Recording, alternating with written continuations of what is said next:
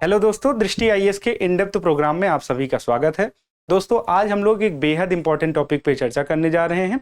आप digital board पर देख पा रहे होंगे, विश्व व्यापार संगठन के मुकुट रत्न को पुनः स्थापित करना। आज हम लोग इस टॉपिक के अंतर्गत जानेंगे खबर क्या है, चर्चा में क्यों है, WTO का परिचय देखेंगे, WTO और अमेरिका के मध्य में जो विवाद की स्थिति है उसको हम लोग जानेंगे, WTO की विवाद निपटान प्रणाली क्या है उसको हम लोग जानेंगे, और फिर अंत में एक प्रश्न के ऊपर भी हम लोग चर्चा करेंगे। चलिए हम लोग जानने की कोशिश करते हैं कि खबर क्या है। Restoring the World Trade Organization crown jewel.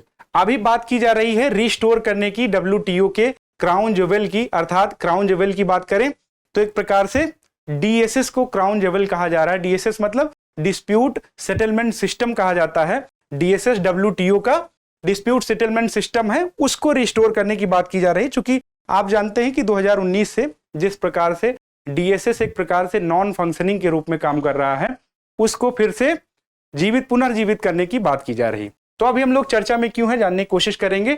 जून 2022 में WTO के सदस्य देशों द्वारा जिनेवा में मंत्री स्तरीय सम्मेलन होता है। जिनेवा कहाँ है दोस्तों? WTO की हेडक्वार्टर जहां पर है जिनेवा में है, स्विट्जरलैंड में है जिनेवा।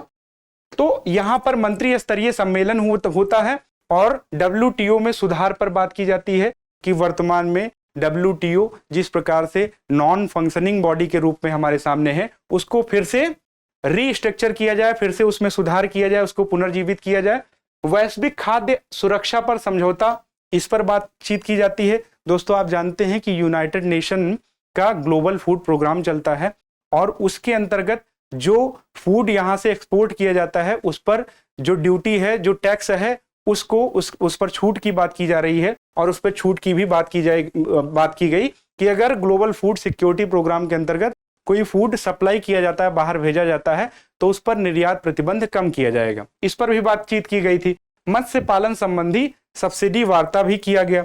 अब आप जानते हैं कि भारत ने व्यापार बहुपक्षवाद में विश्वास को जीवित करने पर बल दिया और भारत ने दोस्तों इस सम्मेलन के दौरान कहा कि WTO की जो मूल अवधारणा है, जिस अवधारणा के साथ WTO की स्थापना की गई थी, वो बहुपक्षवाद है, न कि संरक्षणवाद है।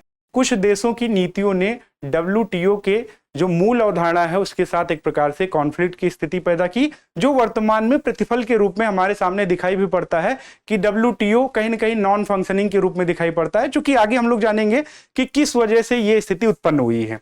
सबसे महत्वपूर्ण मुद्दे के रूप में 2024 तक WTO की विवाद निपटान प्रणाली, जिसको डिस्प्यूट सेटलमेंट सिस्टम कहते हैं, DSS कहते हैं, उसको पुनर्जीवित करने की बात की गई। तो ये 2022 में ये क्रिया होती है और इसके अंतर्गत ये सारी चीजें बात निकल के आती है। इसी पर आधारित आर्टिकल है दोस्तों। ये कहा जा रहा है कि क्या 2024 तक WTO की विवाद निपटान प्रणाली, डिस्प्यूट सेटलमेंट सिस्टम को फिर से पुनः जीवित करने में जो सदस्य राष्ट्र हैं वो क्या सफल होते दिखाई पड़ रहे हैं।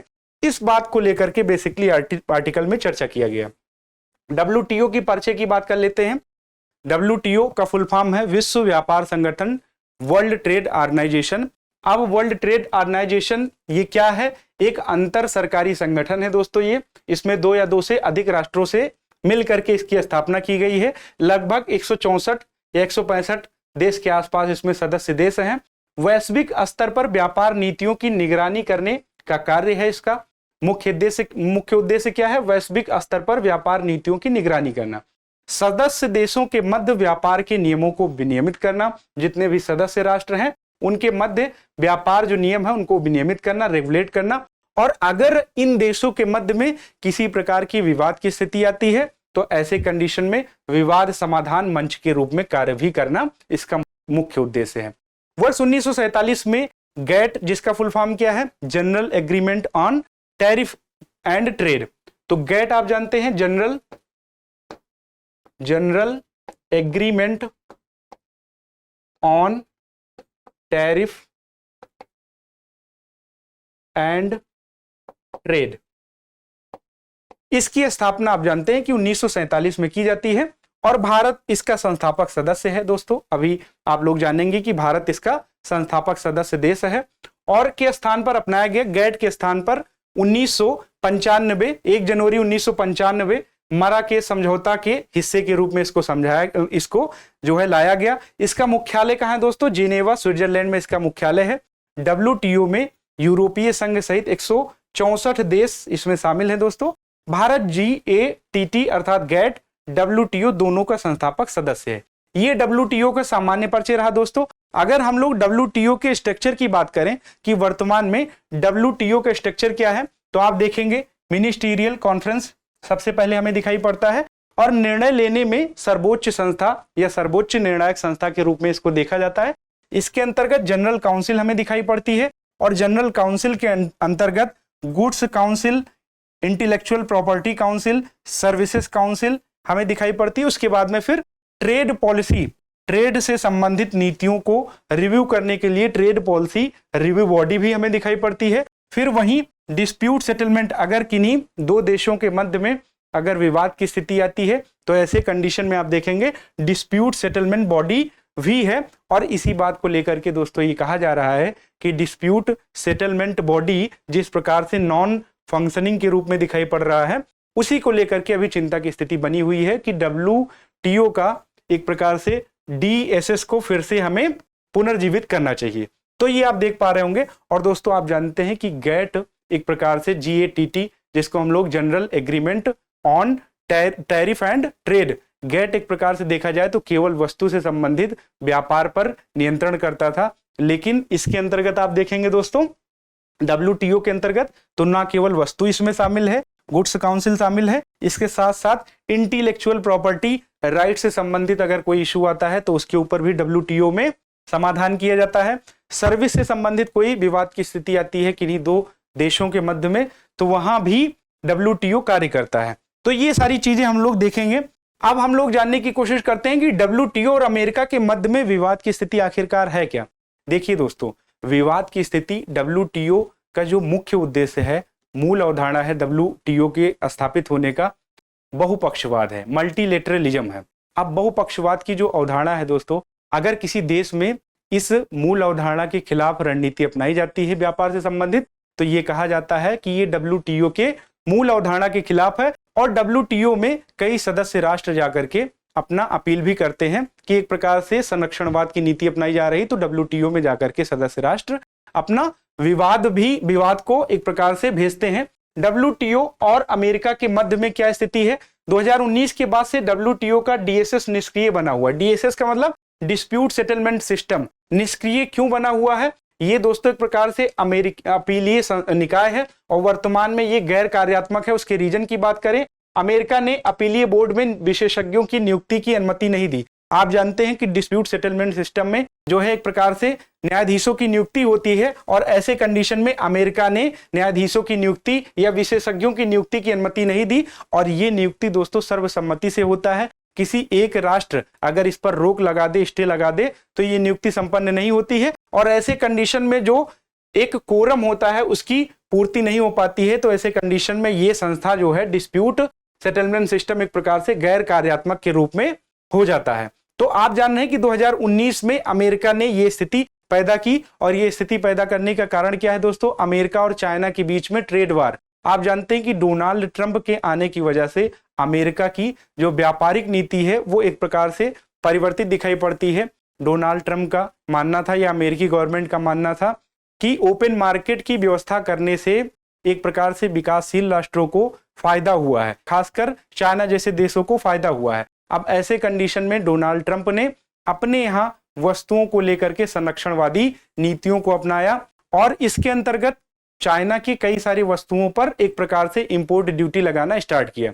ऐसे कंडीशन में कहा जाता है कि चाइना भी अमेरिकी वस्तुओं को एक प्रकार से इंपोर्ट ड्यूटी अमेरिकी वस्तुओं के ऊपर भी लगाना चाइना भी स्टार्ट किया, और दोनों देशों के मध्य में ट्रेड डिस्प्यूट या ट्रेड वार की स्थिति उत्पन्न होती है। यही विवाद का जड़ है दोस्तों। और चाइना की स्थिति तो क्लियर है। आप जानते हैं कि चाइना बहुपक्षवाद की अवधारणा के साथ एक प्रकार से अपने आप को प्रदर्शित करता है। उसका मानना यह है कि जब समस्त राष्ट्र के जो बाजार हैं वो सभी देशों के लिए खुले हैं, तो फिर उस पर भारी आयात शुल्क लगाने की क्या जरूरत है। तो ऐसे कंडीशन में अमेरिका का जो पक्ष है वो ये है कि ओपन मार्केट होने के बाद में जैसे जो है चाइना जैसे देश एक प्रकार से अधिक निर्यात करने लगे हैं, और जो उनके घरेलू बाजार हैं, जो घरेलू उद्योग हैं, वो कहीं ना कहीं उनका हास हो रहा है। तो ये वर्तमान स्थिति, इस वजह से आप देखेंगे कि WTO का जो DSS है, एक प्रकार से अमेरिका ने इसके साथ असहमति व्यक्त की और DSS के माध्यम से अमेरिका और यूरोपियन यूनियन जैसे कई सारे यूरोपीय यूनियन के अंतर्गत जो विकसित राष्ट्र हैं उनके ऊपर कई सारे जो है एक प्रकार से विवाद के अंतर्गत एक प्रकार से निर्णय दिए गए और उन निर्णयों में कहीं न कहीं अमेरिका और विकसित राष्ट्रों के ऊपर एक प्रकार से प्रतिबंध लगाया गया, एक प्रकार से उनके ऊपर कार्रवाई की गई। और इसी बात को लेकर के दोस्तों जो WTO का DSS है, डिस्प्यूट सेटलमेंट सिस्टम है, उसके ऊपर आप देखेंगे कि अमेरिका कहीं न कहीं अमेरिका का जो रणनीति है, जो नीति है, वो DSS के लिए सही नहीं साबित हुई और DSS को लेकर के अमेरिका के मन में एक वैचारिक मतभेद की स्थिति आ गई। तो ये वर्तमान में जो विवाद है वो इस वजह से चाइना के और अमेरिका के जो ट्रेड वार है उससे उपजा हुआ विवाद है। विवाद निपटान प्रणाली की अगर हम लोग बात करें तो इसकी उत्पत्ति होती है विवाद निपटान प्रणाली DSS को WTO का मुकुट रत्न क्यों कहा जाता है? ये 1994 में अस्तित्व में आया दोस्तों। 8 साल लंबी उरुग्वे दौर की वार्ता गेट की चलती है 1986 से लेकर के 1994 तक। अब उसके माध्यम से DSS सामने आता है। WTO के सदस्य देशों के बीच में व्यापार विवादों को नियंत्रित करने के लिए इसको लाया गया था। उद्देश्य की बात करें, बहुपक्षीय व्यापार प्रणाली की स्थापना करना। आप जानते हैं कि WTO का मूल उद्देश्य ही है कि बहुपक्षीय मल्टीलेटरल ट्रेड सिस्टम का एक प्रकार से स्थापना करना, एक प्रकार से संरक्षणवाद की स्थिति को खत्म करना, ये इसका मूल उद्देश्य है। विवादों को हल करने के लिए तेज, कुशल, भरोसेमंद और नियम उन्मुख प्रणाली स्थापित करना, इस उद्देश्य हेतु WTO के अंतर्गत DSS को जो है स्थापित किया गया था। और मुकुट रत्न इसी वजह से कहा जाता है दोस्तों, क्योंकि अगर कहीं व्यापारिक विवाद की स्थिति आती है, किन्हीं दो देशों के मध्य में अंतरराष्ट्रीय स्तर पर व्यापारिक विवाद की स्थिति आती है, तो उसको सुलझाने के लिए DSS मुख्य भूमिका निभाता है।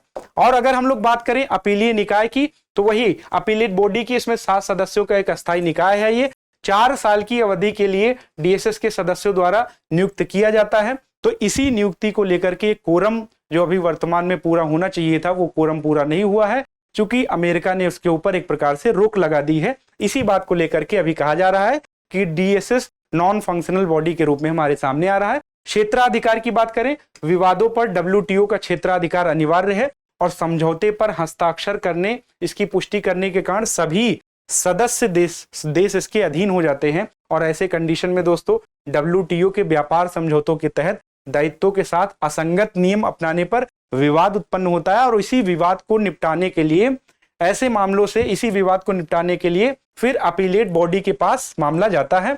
और ऐसे मामले में एक सदस्य देश विवाद निपटान प्रणाली की प्रक्रिया को लागू करके नीतिगत उपाय को चुनौती देने का हकदार है और फिर वो देश अपीलेट बॉडी में जाता है और फिर उसके बाद में सारी कार्यवाही वही की जाती है। तो आगे हम लोग जानने की कोशिश करते हैं क्या है। एक अभ्यास प्रश्न है आपके सामने दोस्तों, आप देख पा रहे होंगे, निम्नलिखित में से कौन सा कथन विश्व व्यापार संगठन के बारे में सत्य नहीं है? पहला, विश्व व्यापार संगठन एक अस्थायी संगठन है। दूसरा, गेट के उरुग्वे दौर ने विश्व व्यापार संगठन को जन्म दिया था। तीसरा, मंत्रिपरिषद विश्व व्यापार संगठन की नीति बनाने वाली सर्वोच्च संस्था है।